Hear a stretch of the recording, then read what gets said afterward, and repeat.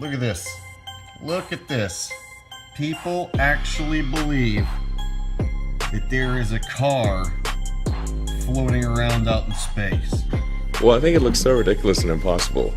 And you can tell it's real because it looks so fake, honestly. Like, we'd have way better CGI if it was fake. This is live on the air, okay? I'm going to zoom in on the Earth in Photoshop. You see the Earth? Okay, I'm going to go to Image, Adjust, Levels, and I'm going to bring the levels up. Uh-oh. What is that? Why is there a square box around the Earth?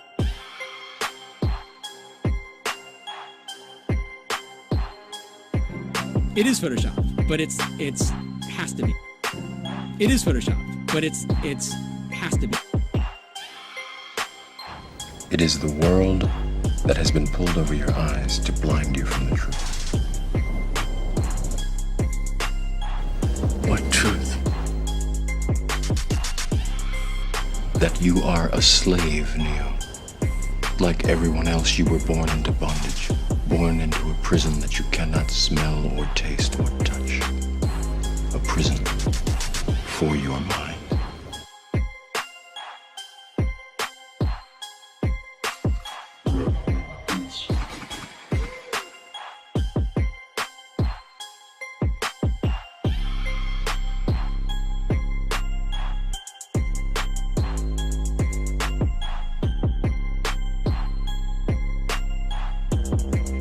So let's use this model of the Earth. And let's enlist the help of a friend, Taxi. You might know her.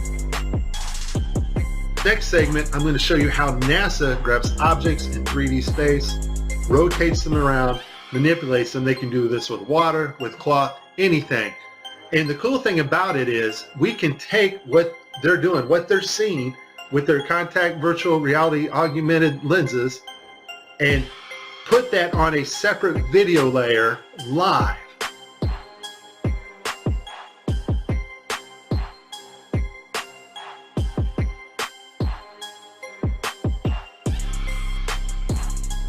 Okay, I have a lot of Tim Peake screw-ups, but this one here, the system glitches, the software does not track his hand properly, and Tim slips his hand underneath his other fingers, which is tightly holding onto the mic, which would be impossible.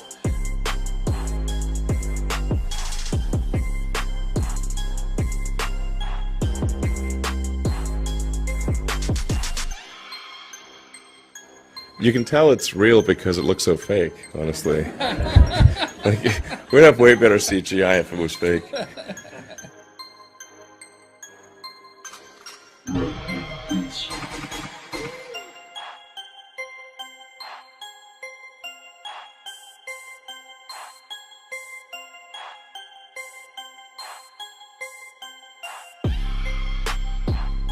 Just another example of NASA faking space. Let's take a look here at this supposed image of Jupiter.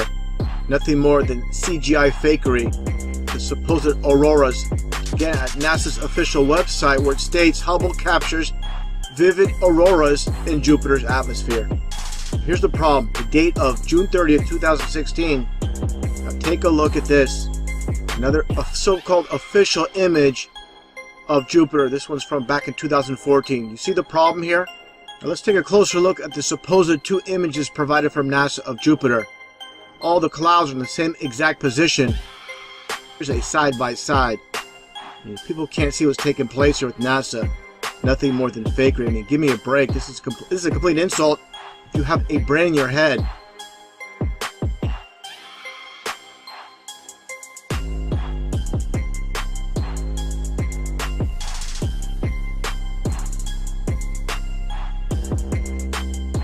like you're in a studio, maybe in Omaha, Nebraska or something. The shot is so clear. Is this a hoax? Are you really in space still? See the hair? I don't know. We're going to have to do something for you. I want to do it. I know. Oh, yeah, I can do that. Watch this. Is this a hoax? Are you really in space still?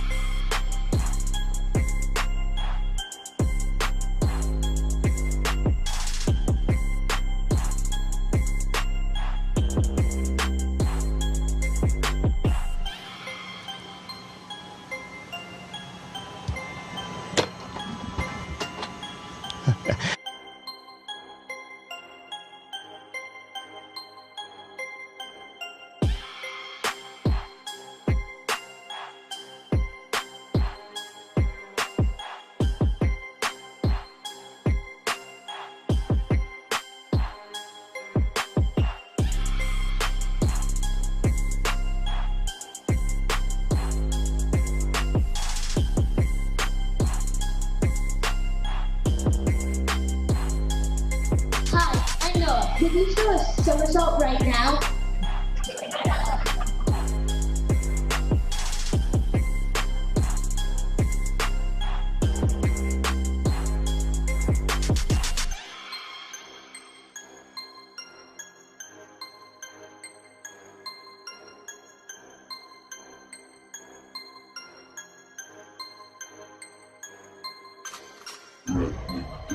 Is this a hoax? Are you really in space still?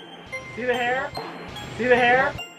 And they just start making stuff up. Yeah. Like that Neil Armstrong guy. Have you seen him on the talk shows? Neil Armstrong, you mean the first man to walk on the moon? Talk about a fish story. Yeah. Man, and they're buying it. Oh, yeah.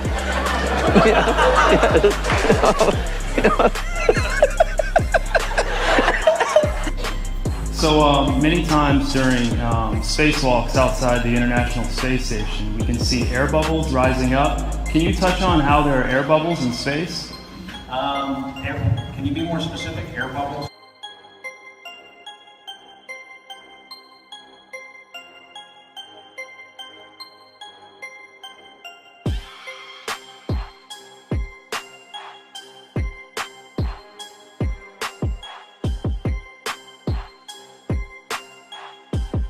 So yeah, like a lot of times during the footage, the NASA footage, you can see bubbles coming up out of the helmets or kind of from underneath you. How do you explain bubbles in space? Yeah, I'm not sure exactly what you're talking about. You might, now sometimes you get water in the helmet, and it's either you know, from sweat or from the cooling garments, and you know, that's generally what that is. I've never seen any kind of air bubble anywhere. Could it be that you're filming in an underwater pool and you're not really out there?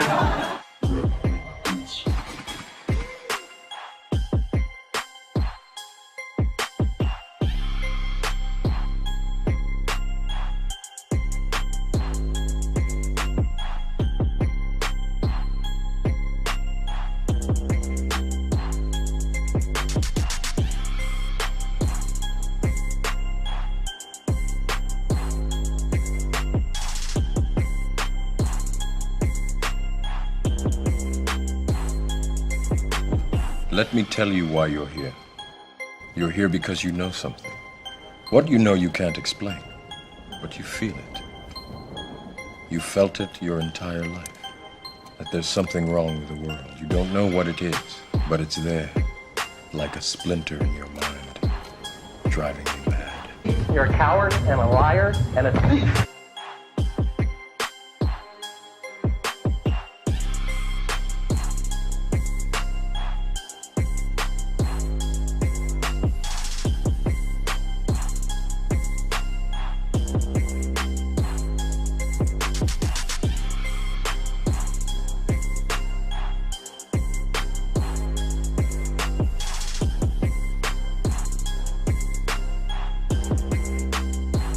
In 1986, the shuttle Challenger exploded about 74 seconds after takeoff, killing all 7 astronauts inside. Or did it? It turns out that 6 of the 7 are still alive and kicking today. Ellison Onizuka claims to be his identical twin brother, Claude. Yeah, I've got an identical twin brother, Claude, too. The Challenger pilot, Mickey Smith, hasn't even bothered changing his name. He's now Professor Michael J. Smith of University of Wisconsin. Now, Krista McAuliffe was a bit of a sneaky one. She was the Challenger payload specialist, quite famous for being a teacher. It turns out during her astronaut days she was using her middle name, Krista, and now she goes by her first name, Sharon. The Challenger commander, Francis Richard Scobie, is now Dick Scobie, which sounds like a rather unpleasant disease. Judith Resnick, the Challenger mission specialist, again hasn't even bothered changing her name. She's a professor at Yale Law. And finally, Ronald McNair, another Challenger mission specialist, claims to be his identical twin brother, Carl McNair. What are the odds? So there I was, just minding my own business, looking at Google Earth, and this big snow-covered monstrosity is staring me in the face like, why is that covered in snow? So I keep digging a little bit deeper, and I finally get underneath this cloud cover here, and a few images pop up. And I say, oh, images, what are they? Well, this is what you got, which I'm sure that looks familiar to you, right? Looks just like the pictures they give us of Mars. So I'm just kind of creeping around here and definitely noticing the same kind of undulation changes and same kind of rock, same kind of dirt. The only thing that's missing is that nice little red tint that they pay somebody $150,000 a year to put on there. So I'll keep kind of going through here and see if it... What the...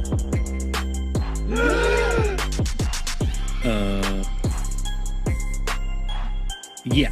So, I got another truck. Oh yeah, it says NASA. What's that say? Mars Project? I think I found out where Mars is, guys. At some point in the future, we're going to look back and say, how did we do it without space? The kinds of technologies that we're testing out on Space Station are definitely helping us with our goals of going beyond low Earth orbit. Early in the next decade, a set of crewed flights will test and prove the systems required for exploration beyond low Earth orbit. Right now, we only can fly in Earth orbit. That's the farthest that we can go. And this new system that we're building is going to allow us to go beyond and hopefully take humans into the solar system to explore. As we get further away from Earth, we'll pass through the Van Allen belts, an area of dangerous radiation. We must solve these challenges before we send people through this region of space. We must solve these challenges before we send people through this region of space. There's a small problem with going to the moon, and inch by inch, NASA is leaking out that they know that there's a problem there. It's called the Van Allen belts, high radiation belts of charged particles around Earth, and we don't know how to get through them, they say. Well, isn't that interesting, because there sure didn't seem to be a problem back in 1969.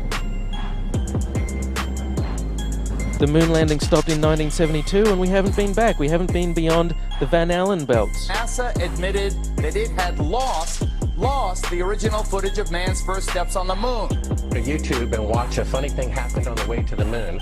It contains newly discovered evidence, which is part of the missing tapes, of outtakes from the first mission to the moon, of them falsifying a shot of being halfway to the moon. For NASA to come out and say that all the tapes were erased, I mean, it's incredible. Geraldo, this isn't just one tape. This is rooms of tape labeled Apollo 11 moon landing. Someone had to physically go and erase it. It's very challenging to try to prove we landed on the moon, and it shouldn't be challenging. The tape should be there. There should be plenty of evidence. I mean, it's proof right there. This is an official NASA photo of the first Apollo 11 lunar module landing on the moon. I mean, it's right there. This is proof, man. It's the picture's right there. It's landing on the moon. But the only problem I have with this picture is that it's taken from the moon.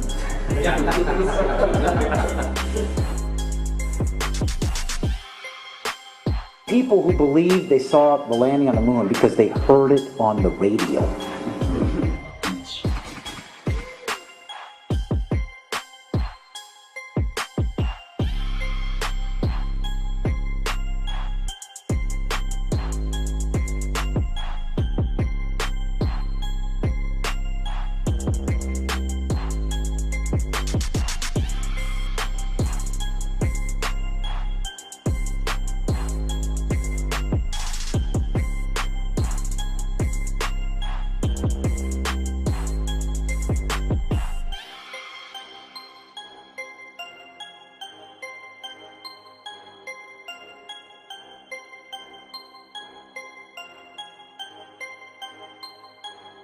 Here's a picture of the INSAT actually being deployed from the spacecraft.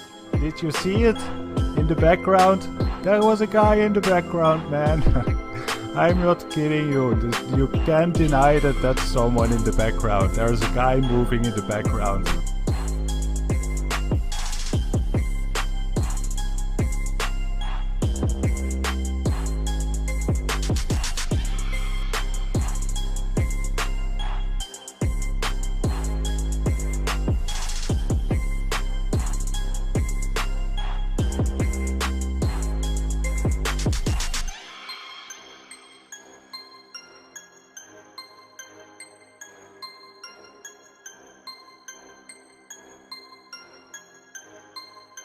And I'll tell you, just if nothing else, here's why you can tell they're not fake. Just to create the paperwork, that amount of paperwork would make faking it prohibitively expensive. No one could afford to generate that much documentation. All of that happened in a little town called York, Maine, across the United States from where we're talking to you right now. Across the United States from where we're talking to you right now. My research of the last year has led me to the conclusion that not even low Earth orbit is possible, that the International Space Station is a hoax, and all manned space travel is fake. First though, let's have a look at the International Space Station. I want to talk about some of the anomalies I see there. For the inside of the International Space Station, there are a couple of zero-gravity tricks that they use to fake it. The first is they have a complete mock-up of the International Space Station built on the inside of an airplane. And that airplane does a bunch of rises and falls. It does an upside-down parabolic trajectory, and that simulates zero gravity. The other main way they simulate the zero gravity is with suspension in front of a blue screen. And they use that trick for extended periods of time, for longer than 45-second segments. But they can't move around as much. They can't do the acrobatic flips and rolls in the extended mode. So there's full motion mode where they can fully move around, and that's faked in a plane. And then there's suspended or extended mode where they're suspended by wires in front of a blue screen. They don't move around as much, but they can make the scene last for a longer period of time. The extended mode is much quieter than the full motion mode. In full motion mode, you can actually hear the sound of the jet engines, the engines of the airplane. In every single scene of full motion mode, in every segment of the International Space Station, you can hear this loud sound, the sound of the jet engines. You could argue that it's the air conditioning system. Not even an office air conditioner is that loud. And why is there a loud sound in every segment of the International Space Station?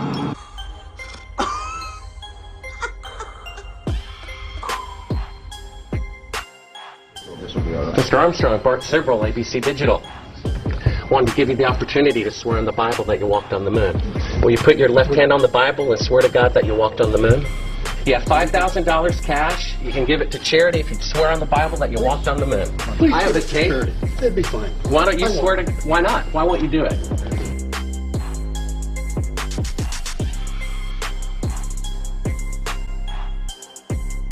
The Earth supposedly 23.4 degrees on its axis. And that leaves you, of course, the occultic number, again, 66.6 degrees off.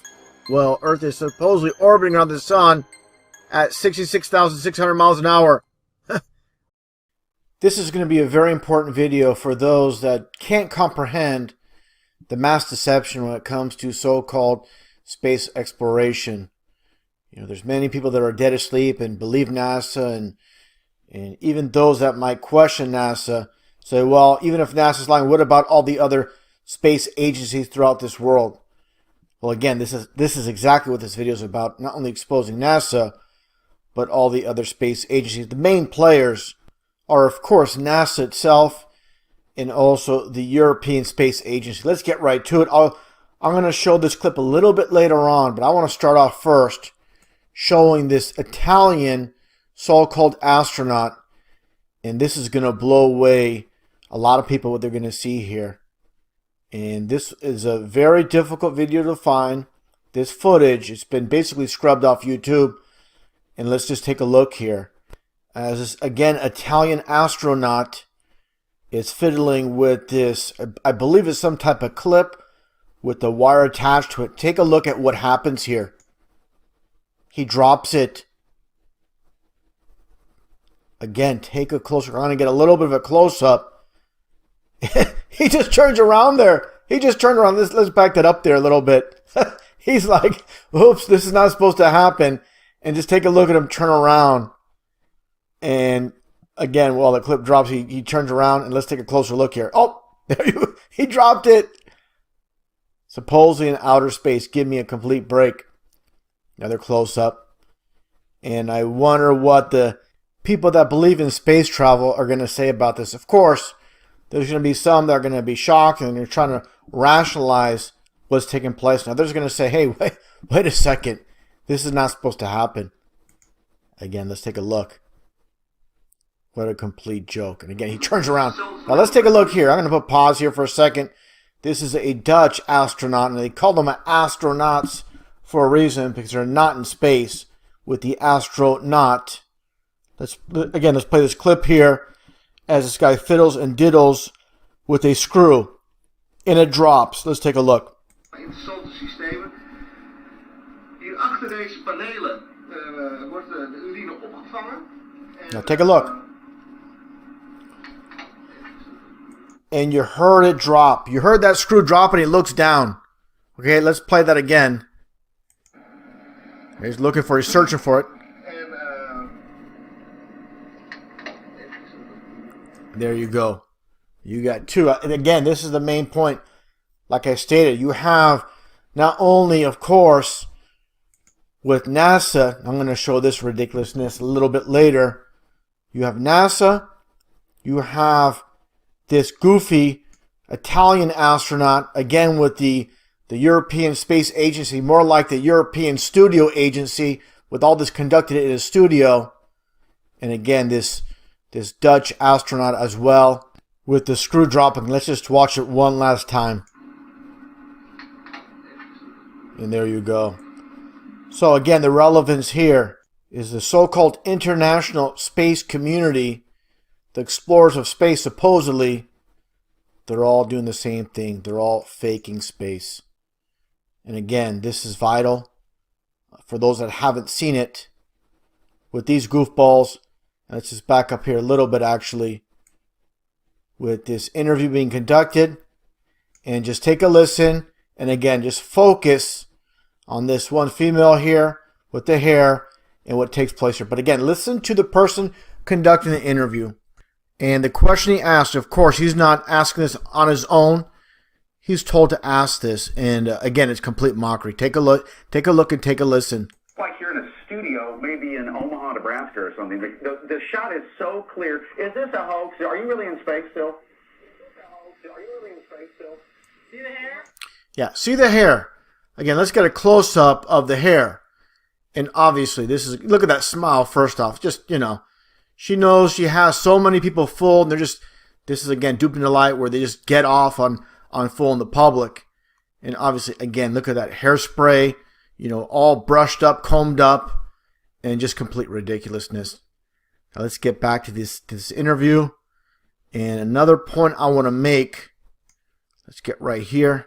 Clear. Is this a hoax? Are you really in space still? See the hair?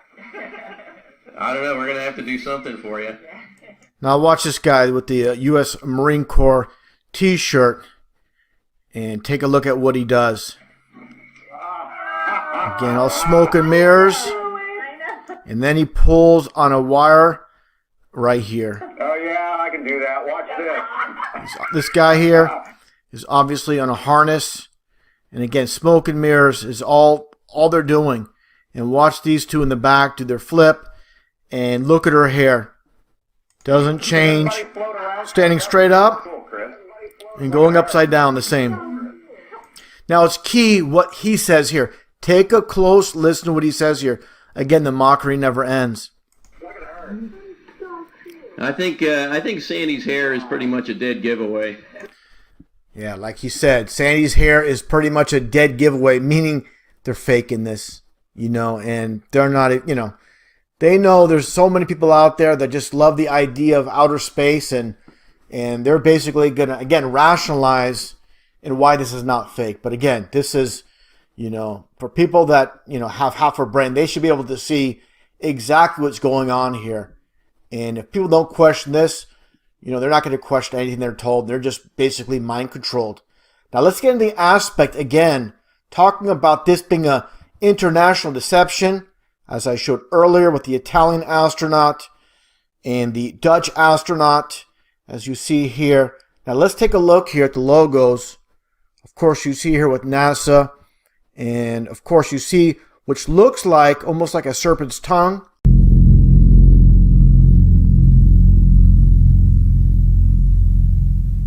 serpent's tongue is also a vector symbol, as you see here as well. Now, let's take a look here at Russia with Roscosmos, and you see the same basic vector or chevron symbolism.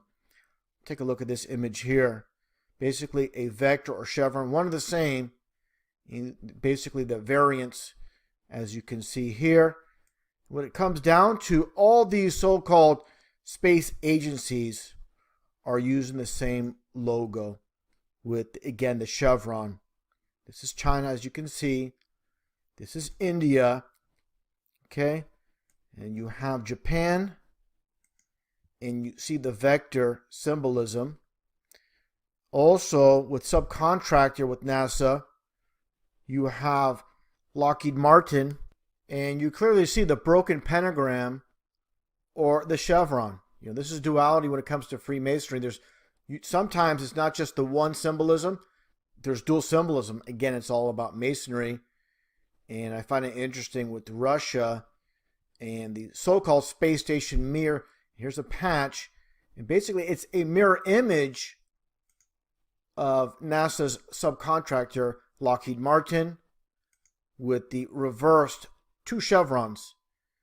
And, what it comes down to is this. The chevron, as we all know, the gas station. And you see here the red and the blue. Red and blue together makes purple. But again, the chevron. Why chevron? And again, this world is run by Masons. And the chevron is 33 in numerology. So basically, when you're looking here, the Masons know this is a 33.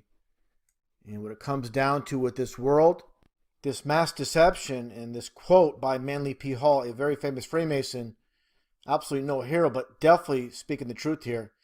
It is said that wisdom lies not in seeing things, but seeing through things. And also this very important quote, again by Manly P. Hall, when the human race learns to read the language of symbolism, a great veil will fall from the eyes of men. And this is very key. Nothing's hidden in this world. And, again, what it all comes down to is this should be plain to see for everybody. Obviously for those that already know, they're faking space. And for anybody out there that's, is on the fence, this should be, without a shadow of a doubt, with all these screwball actors, goofball actors, the hair, and the people that believe in NASA. And of course, they're going to rage, they're going to be upset. They don't like to be told, basically, their illusion, their false reality has been destroyed. That's basically what it comes down to. Ego's the biggest enemy of truth. And definitely with this video, hope it's passed along and people can see this and show objectively that these people are faking space. Oh, baby. Then it fell apart. Fell apart. Oh, baby. Oh, baby. Then it fell apart. Strange sounds have told me. They held me down every night. I didn't have much to say. I didn't give up the light. I closed my eyes and closed myself and closed my world and never opened up to anything that could get me at all. I had to close down everything. I had to close down my mind. Too many things have caught me. Too much could make me blind. I've seen so much in so many places. So many heartaches, so many faces, so many dirty things you couldn't even believe. I would stand in line for this. It's always good in life for this. Oh, baby. Oh, baby. Then it fell apart. It fell apart. Oh, baby. Oh, baby.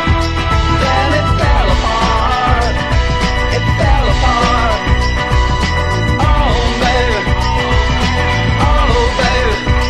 Then it fell apart. It fell apart. There is therefore now no condemnation to them which are in Christ Jesus, who walk not after the flesh, but after the Spirit. For the law of the Spirit of life in Christ Jesus hath made me free from the law of sin and death. For what the law could not do, in that it was weak through the flesh, God, sending his own Son in the likeness of sinful flesh, and for sin, condemned sin in the flesh, that the righteousness of the law might be fulfilled in us who walk not after the flesh, but after the Spirit. For they that are after the flesh do mind the things of the flesh, but they that are after the Spirit, the things of the Spirit. For to be carnally minded is death, but to be spiritually minded is life and peace. Because the carnal mind is enmity against God, for it is not subject to the law of God, neither indeed can be. So then, they that are in the flesh cannot please God. But ye are not in the flesh, but in the Spirit, if so be that the Spirit of God dwell in you. Now if any man have not the Spirit of Christ, he is none of his. And if Christ be in you, the body is dead because of sin, but the Spirit is life because of righteousness. But if the Spirit of him that raised up Jesus from the dead dwell in you, he that raised up Christ from the dead shall also quicken your mortal bodies by his Spirit that dwelleth in you. Therefore, brethren, we are debtors not to the flesh, to live after the flesh. For if ye live after the flesh, ye shall die. But if ye through the Spirit do mortify the deeds of the body, ye shall live. For as many as are led by the Spirit of God, they are the sons of God. For ye have not received the spirit of bondage again to fear, but ye have received the Spirit of adoption, whereby we cry, Abba, Father. The Spirit itself beareth witness with our spirit that we are the children of God. And if children, then heirs, heirs of God, and joint heirs with Christ, if so be that we suffer with him, that we may be also glorified together. For I reckon that the sufferings of this present time are not worthy to be compared with the glory which shall be revealed in us. For the earnest expectation of the creature waiteth for the manifestation of the sons of God. Moreover, brethren, I declare unto you the gospel which I preached unto you, which also ye have received, and wherein ye stand, by which also ye are saved, if ye keep in memory what I preached unto you, unless ye have believed in vain. For I delivered unto you, first of all, that which I also received, how that Christ died for our sins according to the Scriptures, and that he was buried, and that he rose again the third day according to the Scriptures, and that he was seen of Cephas, then of the 12. After that he was seen of above 500 brethren at once, of whom the greater part remain unto this present, but some are fallen asleep.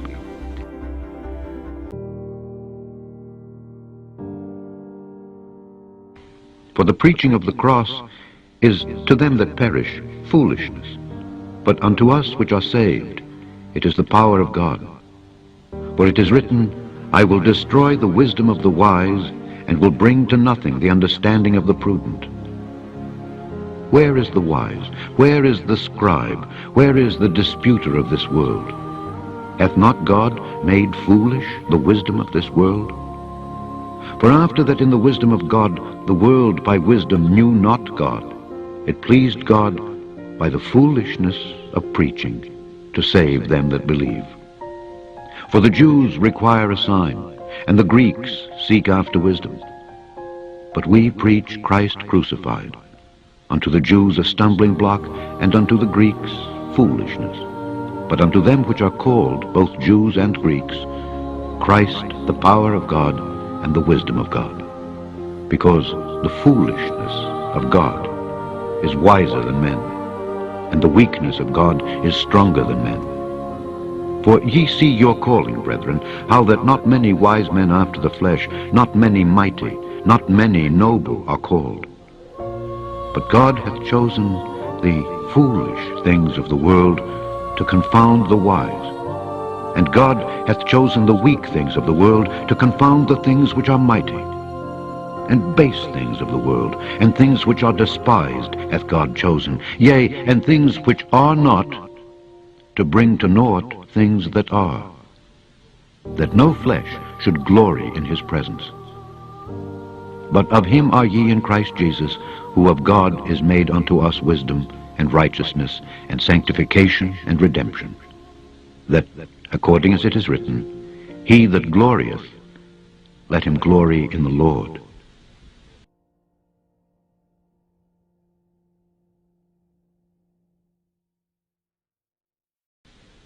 For God so loved the world, that he gave his only begotten Son, that whosoever believeth in him should not perish, but have everlasting life. For God sent not his Son into the world to condemn the world, but that the world through him might be saved. He that believeth on him is not condemned, but he that believeth not is condemned already, because he hath not believed in the name of the only begotten Son of God. And this is the condemnation, that light is come into the world, and men loved darkness rather than light, because their deeds were evil. For every one that doeth evil hateth the light, neither cometh to the light, lest his deeds should be reproved. But he that doeth truth cometh to the light, that his deeds may be made manifest, that they are wrought in God. Time is running out. And there was war in heaven. Michael and his angels fought against the dragon, and the dragon fought and his angels, and prevailed not, neither was their place found any more in heaven.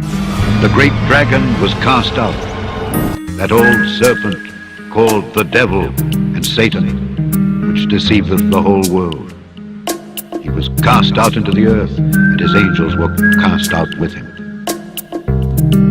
Woe to the inhabitants of the earth and of the sea, for the devil is come down unto you, having great wrath, because he knoweth that he hath but a short time. Be sober, be vigilant, because your adversary the devil walks about like a roaring lion, seeking whom he may devour.